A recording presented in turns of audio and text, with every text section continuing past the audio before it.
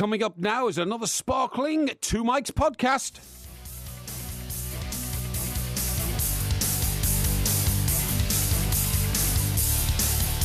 This is TalkSport Extra Time. We are the Two Mics. We are at the Two Mics. If you want to find us on Twitter, it's just time to say a very good morning to Mr. Mike Parry. A very good morning to you, Mr. Parry. Yes, good morning, Mike. And that Manchester City situation is fantastic. You know, that development there, that puts them right alongside Real Madrid, Barcelona. Yes. Yeah, in terms of... but look, football things will come in a minute. Much more urgent problem to talk to you about, OK? Now, what have I got here? You've got a box of the ambassador's favourite chocolates. Ferrero Rocher. Right, I'll just take the cover off, OK? That's it. I'll just open it up. Have you brought those in by way of some kind of a present? No, I've brought them in for you to taste, but I can't open them. Hang on, what happens here? Wait a minute. Would you like some scissors? No, I've got it. There was a bit of cellophane around Very it. popular right? at Christmas, these, aren't they? That's just pulling the cellophane off, in case you were wondering, everybody. Now I take the lid off. Now I offer old MG a Ferrero Rocher. Yeah. Now, why am I offering you this Ferrero Rocher? I've no idea why you're offering me Because this might be the last box of these you see between now and Christmas. Why? Because there's a worldwide shortage of walnuts. Is there? These are made of walnuts. Yeah. And they don't know if they're going to have enough to stock up the shops for Christmas. So, I'm going to have a munch on this one now.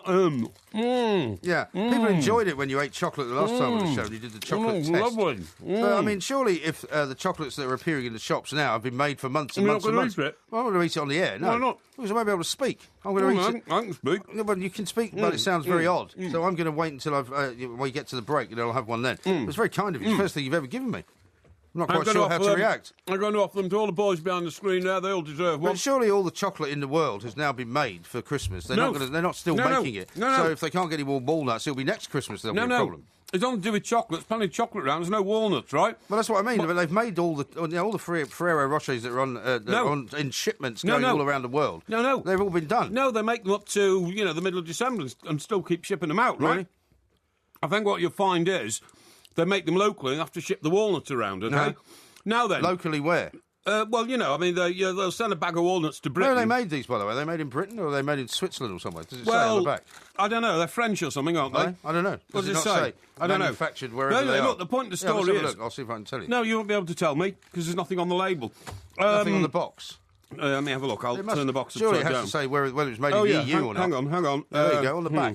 I mean, I have to put the lid back on or else it'll all fall out. It's absolute chaos, this, with these Ferrero Rochers. Right, milk chocolate and nut croquant and whole hazelnuts, right? Hazelnuts? Yeah, it says distributed by Ferrero UK Limited, Business Park in Hearts. OK, where are they made? It doesn't say where they're made.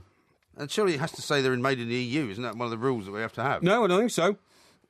It says store in a cool place, suitable for vegetarians, and that's about it. But the point is, It doesn't say anything about walnuts, does it? Yeah, it does, yeah. No, it says hazelnuts. Oh, yeah, hazelnuts. What did I say? You said walnuts. Oh, no, it's hazelnuts that have the problem, not walnuts. You can get about walnuts. So we're fine with walnuts? Yeah, walnuts are fine. Yeah, right. it's the hazelnut shortage. OK, all right. Now, where do 70% of the world's hazelnuts come from? I've no idea. Turkey. Really? Yeah. 70% Hazelnut of all... trees? Yeah, all hazelnuts grown in the world are in Turkey. And what's happened is they've had a problem in Turkey. What sort of problem? What sort of a problem is it? Is it like a blight problem? It was a failure of the annual hazelnut crop, OK? Oh, right, OK.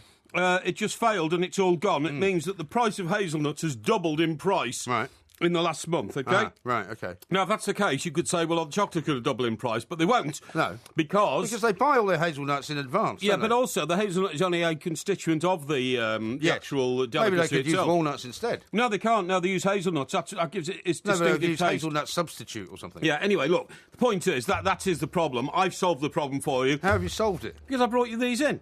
Yeah, but so I can have a Ferrero Rocher now. It doesn't solve the shortage of Ferrero Rochers. Still means you've had a Ferrero Rocher. Sounds like a car, doesn't it? Yeah, it does. Well, funny enough, when you put it out earlier on Twitter and you missed out the spelling, you didn't Yeah. quite get the spelling. People were wondering if you were talking about some new tennis player. Yeah, I know. Ferrero Rocher. Yeah, that was very amusing. The other thing about food, which I've got to draw to your attention, Yes. is very, very important before we get talking about the football, which we will in a minute, right? Yeah. Everton's FA Cup draw, tough one. It is. You know, I've already West Ham. I put 250 quid on Everton to win the What's FA the Cup. odds on that?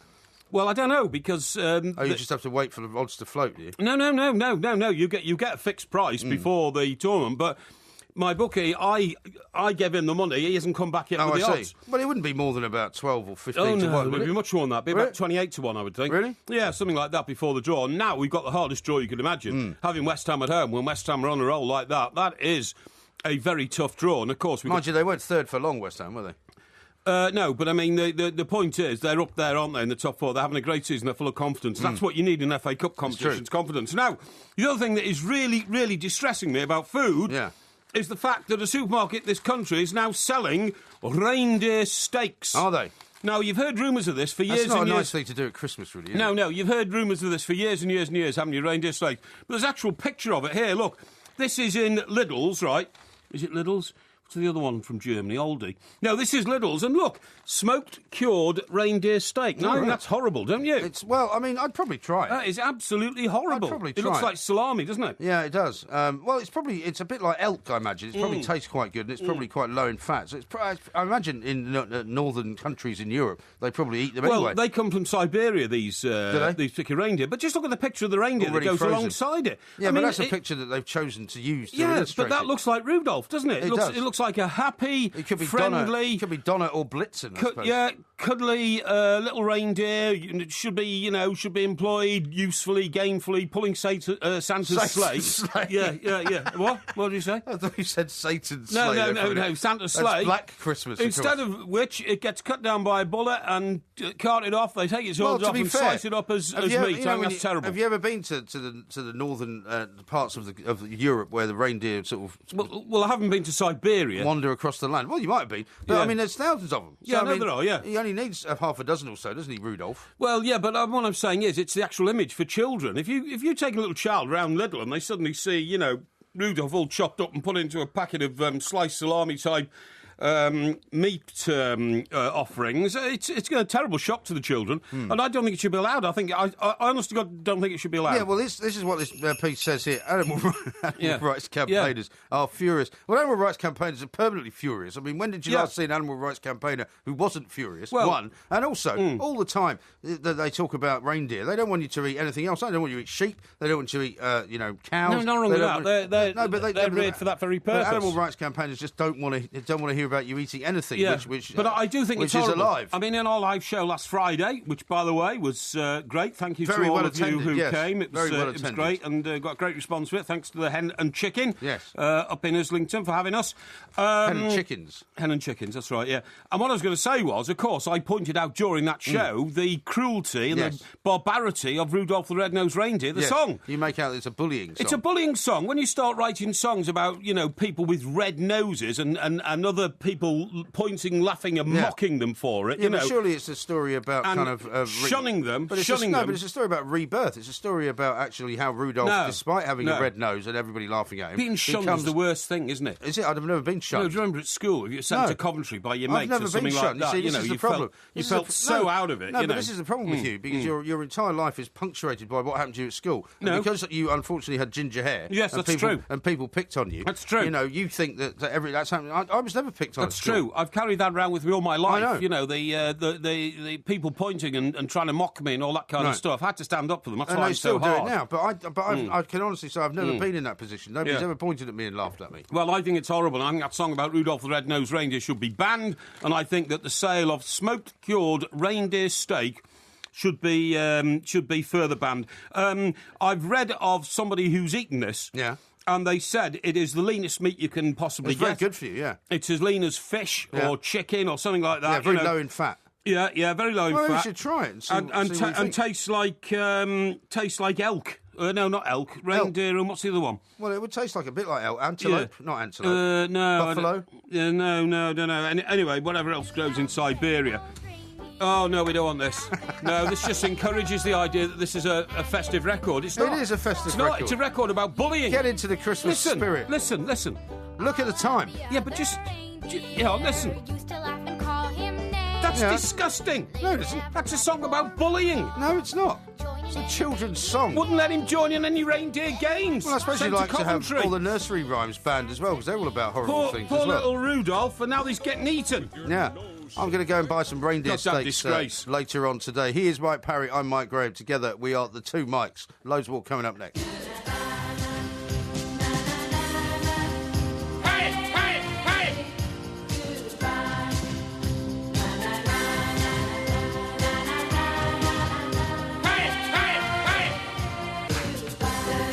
had an awful lot of requests for more of the hey hey stuff. I know you don't like it, and I'm Well, sorry if you it's don't not like that it. I don't like it, it's just that I think the audience will find it very difficult to understand what the phenomenon of the hey hey is all about. It doesn't matter. Perhaps you could explain. Good. It's just good to listen to. Well, a few weeks ago when the big rugby internationals were on and the All Blacks came, I thought it'd be good for you to have a go at the hacker to see if you could scare them off. Yeah. Because, the England players clearly were scared by them. And because of the hate that you did at the end of it, our producers behind the glass there thought we could do something with this. This is great, and it's nothing to do with me. You keep blaming me for this, but it was their idea, and then people just kept suggesting songs that you could put the hey hey hey into. Was apparently an act of David genius. behind the glass who did all this. It was, yeah. Well, I just want to know. I just want you to know that it was nothing to do with me. I don't want you to blame me for that. We've had a tweet from Mark who says he wants to be a teacher's pet. Ferrero Rocher is apparently made by Italian chocolatier Ferrero. Oh, is it? Yeah. Is that what I call Ferrero Rocher? I suppose so, I suppose it is, yeah. I don't know what else they make. Yeah. But very, very exciting stuff. Now, you were talking about the FA Cup there with Everton's difficult draw. Yeah, but what about West Everton Ham, and that penalty? Are you still moaning about that penalty? Well, it was. To be honest, I thought it was a disgraceful decision. I couldn't believe it, and particularly when you contrast it with the fact that a bit later on, Ross Barkley went down. Yeah. And this time it was a genuine But that's the foul. problem, isn't it? When he goes he's down now got now, a reputation. Well, that's the problem. When he goes down now, after that time, as you described it, he thought he was going to be brought down, so he fell over anyway. Yes. Referee's going to be reluctant to give it to him. Yeah, well, absolutely. He gets a reputation for it, but he got booked for simulation for exactly the same foul, exactly the same sort of foul for which Everton conceded a penalty. Yeah. And it was never a penalty. James Milner's not a cheating player. He's a good, honest northern lad. Yeah. He doesn't drink. Yeah. He drinks only orange juice. And he even tried to get back on his feet to retrieve the ball. It was a bit of a stupid position for him to do something like that, though, because... No, it wasn't. It was a perfectly genuine tackle. I didn't think there was anything stupid or wrong about it. If you know what they say never give the referee the opportunity to have to make a decision. Yeah. That's what Jason Cundy always says, and he didn't think it was a penalty, actually, either. Yeah, no, I didn't think it was a penalty. The thing is, though, you just said that Ross Barkley now gets a reputation. He has got a reputation And do you think that damages his career? I think it does, definitely. How can you say that? Well, because in the end, nobody wants to have somebody who is regarded as a bit of a cheat on their books, do All they? right, well, who was regarded as the biggest cheat in this country 2 years ago? 2 years ago? Yeah. Luis Suarez. Gareth Bale. Gareth Bale? Gareth Bale as a diver. He was regarded as a diver. So was Luis Suarez. So was Luis Suarez. And where are they both playing now? Well, they're two of the world's best players. Playing in La Liga. That's right. Who was where they quite encourage cheating. Who was known in this country as the biggest diving cheat before Gareth Bale? Ronaldo. Yeah. Cristiano Ronaldo. Playing? Where's he playing? Yeah, in Spain. He's another, they're all going to Spain. He's one of but he's one of the greatest players in the world as well. So maybe Ross Barkley should go to Spain, where they like that sort of thing. Ross Barkley is merely identifying himself as one of the world's great players by making sure it doesn't get injured. No, making sure it doesn't get injured unnecessarily when players come near it. And there's nothing wrong with that at all. Well, there is actually. He said in the so-called simulation incident at Goodison Park, that he felt that a tackle was coming, so he dived over it. Yeah. He did. And tried to protect that's cheating, himself, isn't it? Surely. No, it's not cheating. It means he's not getting enough. You said to me, protection from the referee. You said to me before you realised that Roberto Martinez was actually going to defend him, that you were sure that Roberto Martinez was going to have a go at him, and you didn't want that sort of thing and those kind of players at Everton. That's what you said. Yeah. Well, I don't want those sort of players at Everton, but I do realise the enormous talent and skill of Ross Barkley. Now, he came through the academy, which we were talking about a little bit earlier on.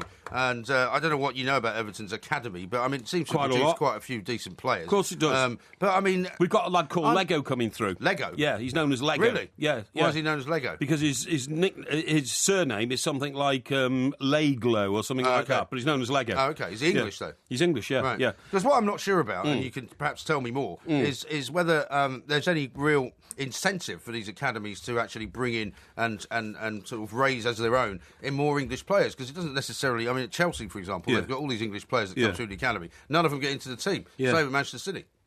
I can't figure out exactly what the benefit to the people who own Manchester City is on this huge investment. I mean, it's a huge investment. You've seen some pictures of before and after of the area that they rebuilt. I heard you saying East earlier Manchester, it was run down and all that. Oh, it was very run down. Well, funnily enough, years ago, I went to a very odd... you know when you do those really odd interviews with people? Yeah. And I was called to go... when they were building the stadium first, when it was going to be for the Commonwealth Games. Right. And this guy was like a businessman from Manchester. Okay. And he lived up in the Peak District. And I had to go and meet him, and he had a big old Rolls Royce, Right. in this massive old sort of house Right. that looked haunted. Yeah. And he drove me down to the area where he used to have this business, and he was basically claiming that, you know, the people that had compulsory purchased his property hadn't paid sold him him properly short, yeah. and had sold him short and all that. It was always a bit of a scandal, which never really went anywhere. Yeah. But, I mean, it really was the most dreadful area. And, I mean, I imagine now this is going to completely rejuvenate it, but that's what I'm not sure about. Is it going to completely rejuvenate Yeah, it is, yeah. Is it going to, you know, stop people from wanting to, you know, get into life crime? Is it going to stop all the poverty? I'm not sure it is, really. Well, nobody lives there anymore, so that's what I'm saying. It was a rundown industrial area. You know, years ago when we used to watch things like The Sweeney and all that kind of stuff,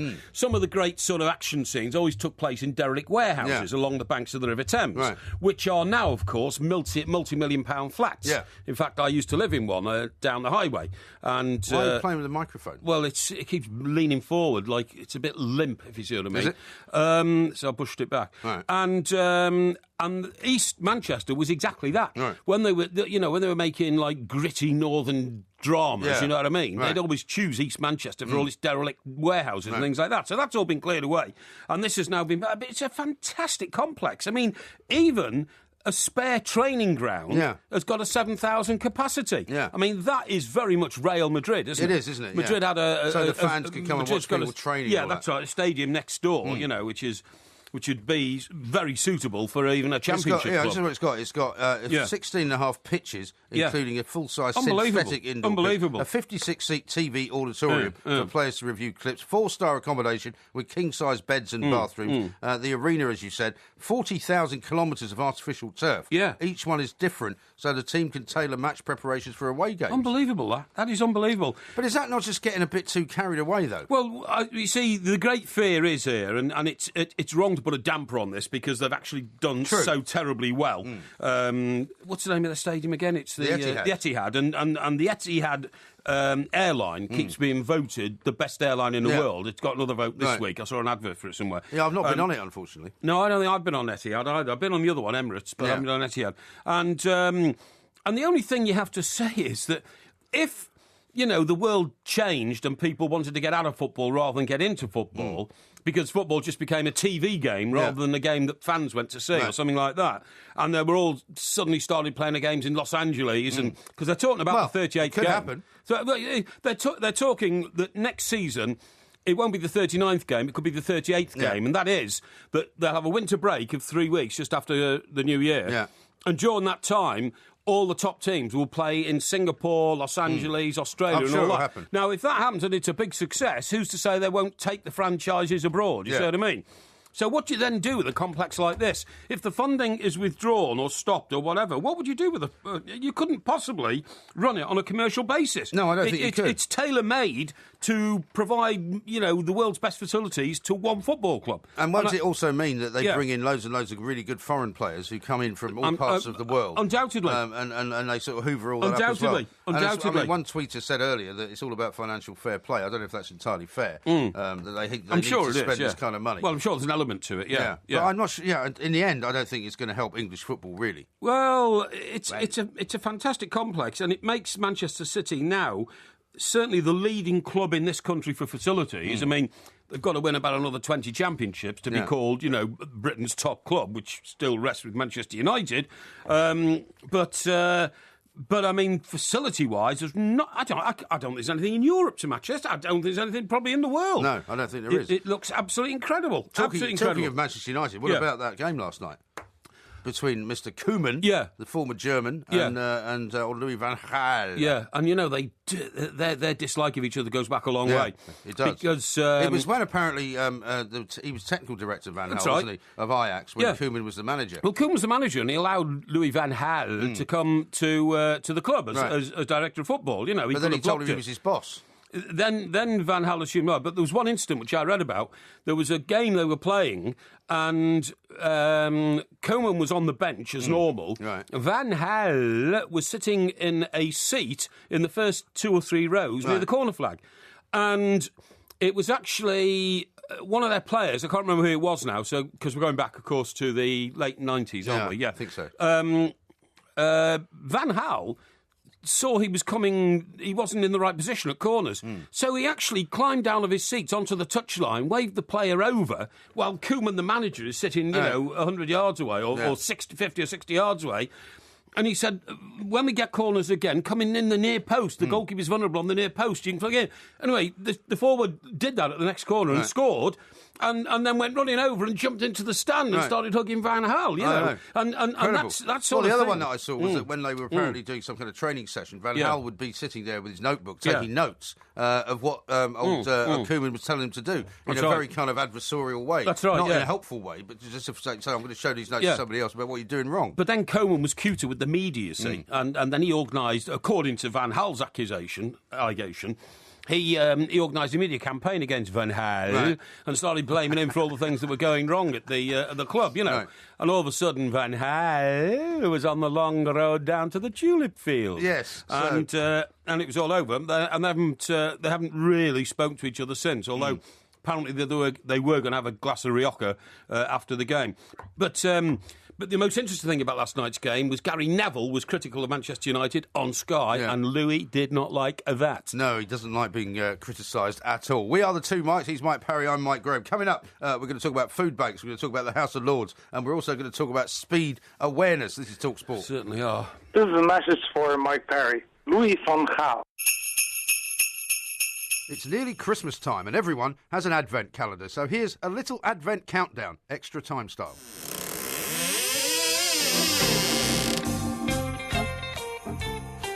We've managed to beat the record of away wins because we play comfortably away from home. And it looks like it drags the ball into our goal instead of into the opponent's goal.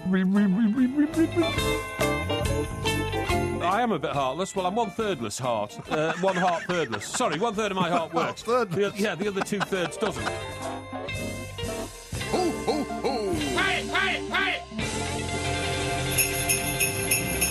It's fantastic, this advent calendar. People are asking now whether there's going to be a special link to all of the advent calendar things put together. I'm not sure if we can manage that. Do you remember that first one with your impression of AVB? No. You don't remember that? I do not remember that. Why are you speaking like that now? I don't know. Because I'll tell you what, I thought it was brilliant after the United game tonight, because you had two Dutch managers, both talking Dutch-English, and it was fantastic. You know, well, you played very well, and we smashed the opposition. I thought there's a lot of Vans around as well. Van Persie scored 2 of the goals. I thought Van Persie was... his first one, by the way, it was so measured, his thinking, because he found himself at an advantage when the player pulled short on the ball back to his goalkeeper, and then he must have given the goalkeeper the eyes or something, because he had 2 seconds to work out whether to burst past the goalkeeper or pull back on the goalkeeper, and he pulled back, didn't he, and slotted it into the far post. It was brilliant. Brilliant football. Brilliant. Now, I've got an update on the Ferrero Rocher crisis, which has been sent in by Peter at IROMG. You're correct to say that poor weather conditions in Turkey, which produce 70% of the world's hazelnuts, have meant that there is a shortage. Additionally, prices have increased by more than 60%. Now, apparently, Ferrero Rocher and Nutella, who make the spread, they are the world's largest buyer of hazelnuts and purchase between 20 and 25% of the annual crop. I knew that. However, I knew that. The company have just moments ago assured the Wall Street Journal that the shortage will not hinder production of Nutella or Ferrero Rocher, saying it is accustomed to volatility in the raw materials market. Yeah, it was just as well I got it's not true then. You've eaten now 4. Yeah, I've just had 4 of them, yeah. 4? They're very good. And you said you didn't want one when I first gave you one. You didn't want to eat it. No, I didn't want to eat it while I was talking on the air, that was all. Well, I think we should have eaten one. Everybody in the building's had a couple of Ferrero Rocher now. I'm banging the tin, because it's not a tin, actually. It's a plastic box. It comes in a beautiful plastic box. And in fact, I'm going to leave the Ferrero Rochers with you, but I'm taking the plastic box home. What are you going to put in it? I'll store something in it. I never waste a container. Really? If I have ice cream... You've got a house full of containers. I have got a house full of containers. If I have ice cream, I then get my housekeeping lady to thoroughly wash out... No, don't call her that. That's very unkind. Well, that's what we call her. That's what we know her as. No, you're taking a mickey. I get her to thoroughly... when I finished eating the ice cream, obviously, I get her to thoroughly clean it out. Yeah. And it then gets stored in my cupboard as a potential freezer box store. Right. See what I mean? So you can put stuff in it that you've made and you want to freeze. If I'm making... But you don't really... I mean, I do that a lot, because I'll cook, say, I'll make a lot of chicken curry or something, and I'll put the rest of it in the freezer. That's right. But you don't really cook stuff like that. I do. I cook spaghetti bolognese. In fact, I've got about 6 cases of spaghetti bolognese in the freezer. Well, maybe you should eat it. Yeah, I keep Shouldn't forgetting. keep it in there for too long. No, I keep forgetting to get out, the last one I did and put it with the spag, and I always cook another one. I keep forgetting it's there. Because you'll get a freezer burn if it stays in there for too long. What's freezer burn? Well, it kind of starts to slightly ruin the food. Does If it? you shouldn't really freeze How do you things know- for more than about 3 months. Is that right? Yeah. I didn't know this. I mean, it's not going to damage it irreparably, No. but it's not as good if you leave it for more than 3 months. I don't leave anything in there for 3 months because Really? pizza sometimes. I sometimes go the old Domino pizza and get a 2-for-1 deal. Do you? And even I can't eat 2 whole pizzas No. of an evening, No. with a bottle of Pinot Grigio. So I put one in the freezer. Right. But I think But what's it it tastes... like after you freeze it? Oh, brilliant. Is it? If you heat it up on a very low gas, very low light, you know Right. what I mean? And don't burn it and don't crisp it. No. It's even better than when you first buy it. Really? Yeah, really, really Now, good. here's another one from Peter in Scandinavia. He says, we've got around 300,000 reindeer here in Sweden. Oh, yeah. A sustainable protein, lean and quite tasty, lovely. So that's the point. I mean, Yeah, you I haven't just got a handful of reindeer that go around with Santa. No, I know, but 300,000 of them, you've got to cut them down and eat them. In this country, it's the equivalent to shooting domestic dogs. No, rubbish. And saying there's too many No, it's domestic not. dogs. It's the same as- it's the same as- no. It's the same as eating cattle. No, Same as beef. no, it's not. It's not. We all have an emotional attachment to reindeer because they are the animals that pull Santa's sleigh. Yeah. So I think it's a terrible thing. Can you imagine some little kid walking round Lidl and seeing, reindeer slices and saying, oh, that's Rudolph, Well, I wouldn't have any problem saying to and- my son that, look, there's some reindeer. Maybe we'll have some later. Oh, that's terrible. I wouldn't have any problem at To all make your saying child eat reindeer, that. I that's wouldn't make horrible. him eat it That if is horrible. No, if he wanted to eat it. That'll what give would be your the kid problem? nightmares, man. I Really, don't believe literally so. give your kid nightmares. Anyway, look, what I want to talk to you about is the situation regarding the food banks, Yes. okay? I mean, I heard a story yesterday, actually, Yeah. that somewhere in South Wales there was a Tory local Conservative Party club, which has apparently been shut down and has now been turned into a food bank. First of all, I was amazed there was a Tory club anywhere near South Wales. Yeah, You exactly. wouldn't think there'd be anything like it. And all these stories about food banks. I mean, I know people are going to Yeah. bombard us now Yeah. with all kinds of messages saying you're heartless, you don't know what you're talking Yeah. about. Yeah. I don't believe anyone in this country is actually so Well- poverty-stricken that they can't afford to eat. What I can't understand is, and now... Let them eat reindeer. Yeah, now the Archbishop of Canterbury's got involved, hasn't he? Saying it's, people... Yeah, well, the Archbishop of Canterbury always gets involved. They always doesn't get he? involved. Why don't I you can agree. invite a couple of thousand people a day Yeah. into the Archbishop of Yeah. Canterbury's very lavish home. Lambeth and Palace. And could feed them all. I've been there, been to Lambeth Have Palace. you? Used to go and enjoy sherry parties Ah. with the then Archbishop of Canterbury, who was George Carey. George Carey, yes. That's right, yeah. And in fact, there was one guy there who used to go there. Carey in the community. Carey in the community, who was a well-known religious correspondent No, for yeah. a well-known newspaper, who used to get absolutely bladdered on the sherry. No, seriously. He was well known for it. He used to have to carry him out from the Archbishop's lunch meetings. Right. Seriously. I mean, seriously pickled, and it was always quite funny. But... now, the point of my story is, how can you have, in the same country, which is our country, a situation in which the Archbishop of Canterbury, the top churchman, is saying we must, it's a disgrace that we have food banks, and at the same time, everybody knowing and admitting that we have an obesity epidemic Yeah. in this country, Right. and that the obesity epidemic is actually more damaging Yeah. to those in lower income brackets than higher income Right. brackets because, all research shows us people in lower income brackets actually don't eat food of as good quality Right. as those in higher income No, brackets. exactly. No, but how also- how does the two go together? If it's- somebody's stuffing hamburgers down their face, why do they need a food bank? Yeah, quite. And I mean, the thing is, you never get at the truth of these stories because the people who are promoting food banks want you to believe that people are starving, Yeah, of so course they they have do. to exist. Because if they didn't exist, they wouldn't have a job. And if they didn't exist, there would be no charitable business Yeah. for them to run. So all these charities are actually making an absolute fortune because they all get paid quite well, by the way, for anybody who doesn't believe me. If you run a get charity... paid extremely well. Some of them are on six-figure salaries. And they run these food banks largely due to the guilt of the middle classes who Yeah. go shopping and put cans of stuff into It's a basket at the end unbelievable. of the till. I saw one. Ridiculous. I saw one in a building society the other day, Yorkshire Building Society. Actually, I went in there to sort out some financial affairs, and I think I've told you this. All these cans in this box, Yeah. and I thought the building society was giving them away to their customers. So you as wanted to take one? Yeah, I wanted to take one, and then I was told, oh no, actually, you're supposed to contribute and put one in. And I thought, what am I doing that Right. for? I know. People in here who can afford to have money in a building society don't need a tin of food. Who are they going to? And all that kind of stuff. I also saw a woman who was, head of a food bank. She wasn't head of the charity. She was actually running the food bank. Yeah. You see what I mean? Right. Who said that what you've just said, really, so many people now donate food that they have to turn it away. They've got nowhere to store it because there's so much food. But I mean, this is in a country as well where we dump hundreds of thousands of tons of food every year. Yeah. So why doesn't somebody like Mr. Cameron, who's supposed to be running the country, just say, look, we can organise this and get rid of those food banks. We don't need them. We'll divert excess surplus food to those people who need it most. Yeah, well, because the supermarkets won't ever go for that, will they? They don't seem to want to actually give food away. They want to throw it away instead, which is ridiculous. And by the way, you're absolutely right, mate. A lot of these people who like, jumping on bandwagons and all that, they find criticism in anything. This Baroness lady, right, what's her name? Baroness Jenkin of Kennington. Oh, yeah. That's just down the road from here, isn't it, Kennington? It is. In South London. Had to apologise yesterday after she suggested the hard-up should eat cheap porridge. That's very good for you, actually. I was going to say... I eat cheap porridge. I eat cheap porridge. Yeah. I slice up a banana and sometimes get some mandarin oranges, put them all in a bowl. From a tin, presumably. Yeah, from a tin, yeah. Not the banana, no. I get fresh bananas. No, I mean the mandarins. Well, you can't get mandarin oranges off a tree, can you? No, you can buy mandarins, though. Yeah, I suppose you could, but I mean, they're not the same. Satsumas at this time of year. They're not the same. They're not in syrup. I like. I only ever buy them now if they're easy peel. Is it? I cannot be bothered anymore to be fiddling around with thick, bits of peel on an orange. So I used to eat big juicy oranges from Israel. Cut them into slices and eat them that way. No. That's like sucking them out. That's what I used to do at football at half time. And had an orange at half time. In fact, I used to take the oranges on at half time, actually.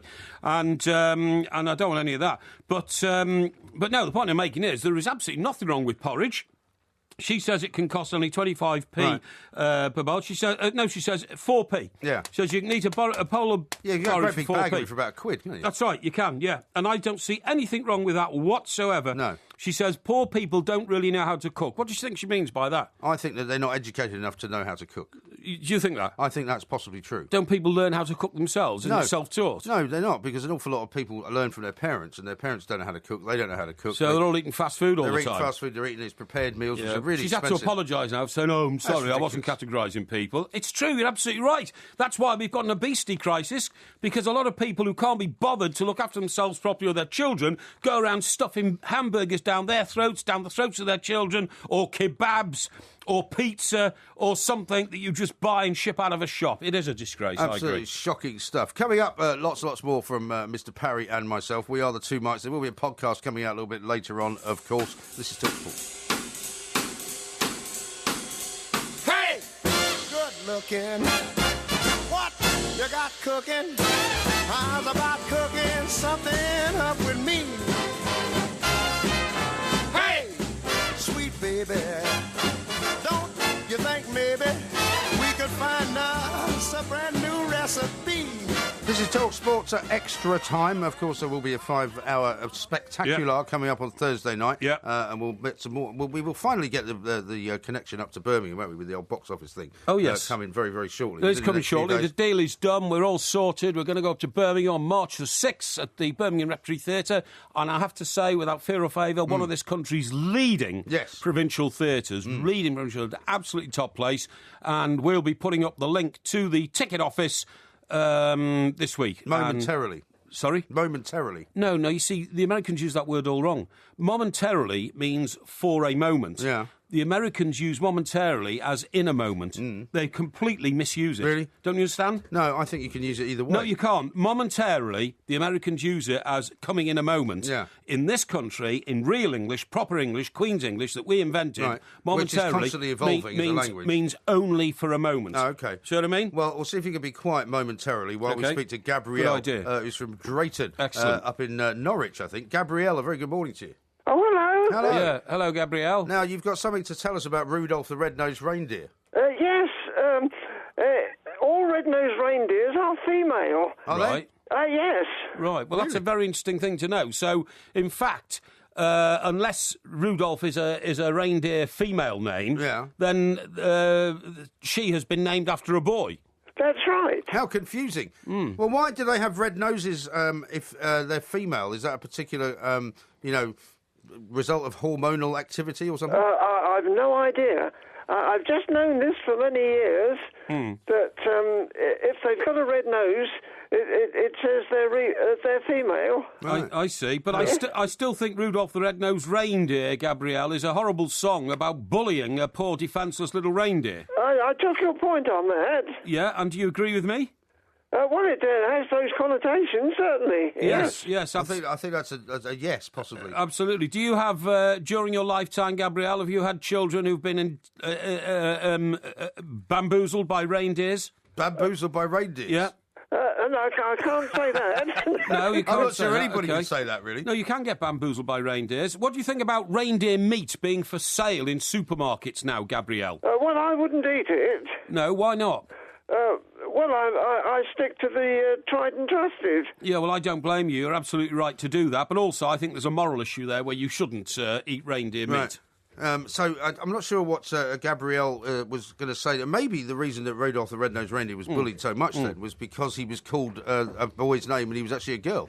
Well, that's even more despicable to start bullying girls if you're a male reindeer, isn't it? Eh? Well, no, but because absolutely despicable. Well, it is. But anyway, let's talk about something else you wanted to get involved with, and this is the speed awareness story. Now, that you these saw the speed other day. awareness things, they Have you get been me. on one of those cases? Yeah, I have. Courses? I got thrown off it. Did you? Yeah. What happened was, I mean, just explain to the to listeners, if you get done within 10% of the speed limit, you're supposed to exceed So if you're it. doing 34 and a 30. Well, I was actually doing 70 on the A3M. That's Right. the last leg of the A3 down to Portsmouth, Right. okay?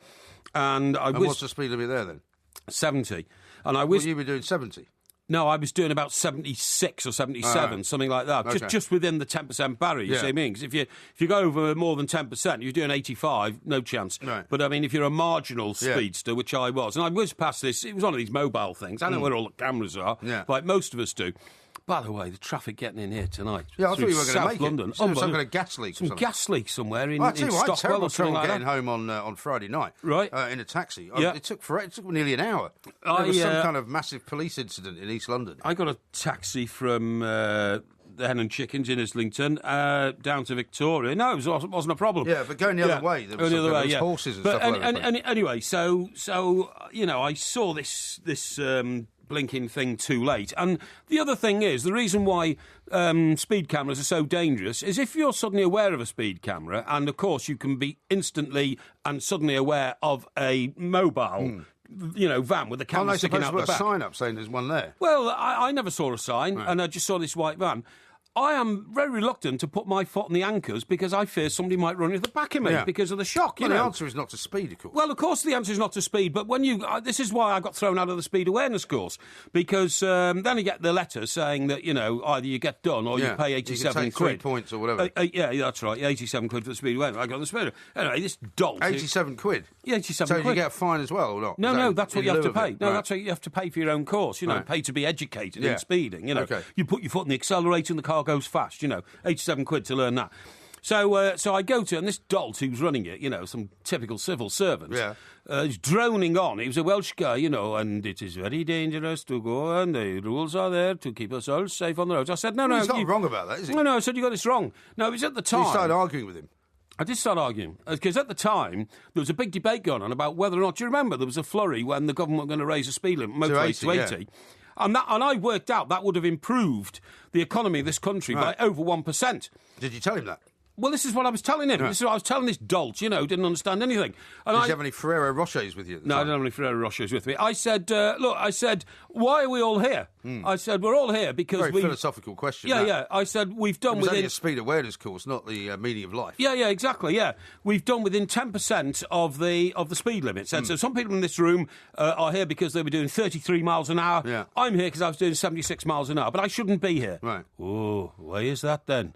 I said, because all the debate going on at the moment is to raise the limit from 70 to 80. Right. So that means that cars are safe at 80. So what am I doing sitting here listening to you? And also, you droning wouldn't on? have been been there if the speed had been 80, had it? Would he? Exactly. Yeah. So he said, well, the law hasn't changed. I said, well, it's going to change. And I said, and you should actually be campaigning with the government to change the law. If you're an expert in speed, mate, then you should know that you can improve the economy of this... You must have been delighted to hear this. You can improve the economy of this country by 1% if you campaign for... So I want a commitment from you. You're going to campaign. He says, we're not here today to lobby. I said, OK. I said, well, in that case, I am not accepting your authority. Why not?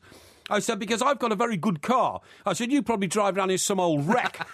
No, seriously. I said, but I've got a... Such a snob. I've got a top-of-the-range Jaguar, and my car is so safe, it should be allowed to go at 80 or even 90 miles an hour. The brakes are more efficient than your car. The safety features, the anchors and all that kind of stuff. I said, the accelerator's extremely responsive. I said, there should be an allowance for people like me with cars like mine to go faster because the car's safer. You should have a special letter that the car is safer. To carry around. The car really is much... Untouchables when that guy, the gangster, had a letter from the mayor of the city of Chicago to say, you know, this man is allowed to carry a gun under all circumstances. Please do not interfere with him. Yeah. You can get one of those. Well, I'm not saying that, Mike. You're being ridiculous again. You would like to have special treatment. I believe that a 3-litre Jaguar XF should be allowed to travel at 90 miles an hour, but...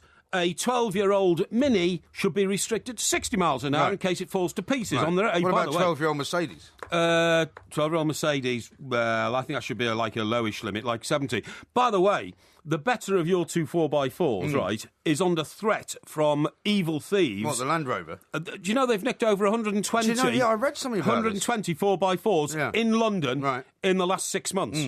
They just disappear. They've worked out somehow how to get through the security system. Absolutely. And they just simply disappear. They lift them off the streets and they're gone. They're in the Middle East before you know it. Yeah. And did you know that there's a report out tomorrow saying six top-of-the-range Range Rovers to be used in the next James Bond film, Spectre, as it's called, was stored in a garage in Switzerland, ready to be shipped out to wherever filming's taking place. I think some of it's in there. They have been stolen from the garage. They've just disappeared into midair. Wow. But they're all equipped with special Bond, gimmicks. Oh, special gadgets. Gadgets. They've got like machine guns in the lights and and all sorts of things. Ejector seats probably and all that. So somebody might get a shock if they've nicked one of these James Bond 4x4s. Can they be remotely activated? These things? Well, I don't know.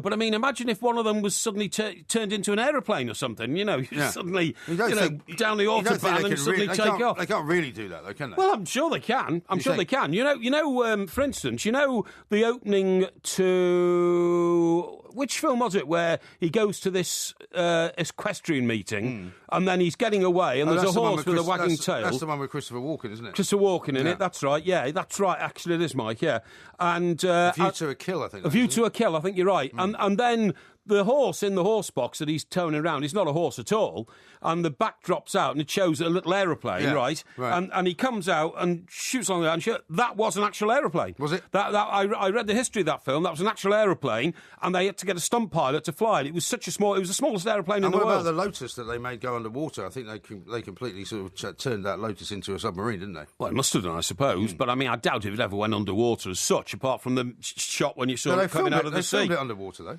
Yeah, they would have filmed it underwater, but I doubt if the car actually went underwater. That would have been a simulated sort of thing, wouldn't it? You know? Yeah, maybe. I'm sure it would have been. Anyway, the point of the speed awareness courses is, right, you won't believe this, I have come across evidence that says the companies who run them have amassed a £2 million surplus.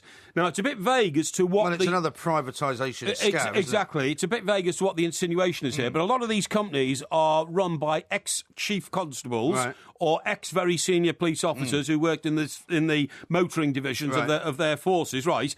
And that £2 million is supposed to be returned to some government quango to, speed awareness. Or buy more speed cameras or something. Buy more speed cameras, help people to learn about speed, improve the safety on roads. It's not. It's sitting in an account controlled by these guys who run these private companies. Ridiculous. It's a scandal and an outrage. It's something else I've uncovered, and we must not put up with it, OK? The people should speak. You are the people's champion. You want to drive faster than everybody else and get a special licence to do so. says. I You've think got I a should nice be allowed car. to if I've got a better car. Derek in Pedcoid says, Mike Porky, I went to a speed awareness class last month. It had serious moments, but also a bit of humour. It was better than taking the points. And then here's one from someone who, I'll reveal their name in a minute, texted in, Mike, how can Mr. Parry moan about obesity, yet slam the sale of lean, healthy meat like reindeer? I think he should get a life. And it's signed Rudolph in Lapland. Oh, yeah, Rudolph in Lapland. That's very good indeed. Now, yeah, go on. I was going to say, you're going to be back on Thursday for 5 Hour Spectacular. Back on Thursday. We've got more Christmassy stuff to talk about there as well. Yeah. And there's going to be more announcements of some more live shows coming up in the new year, no doubt, at some point. Absolutely. Not momentarily, though.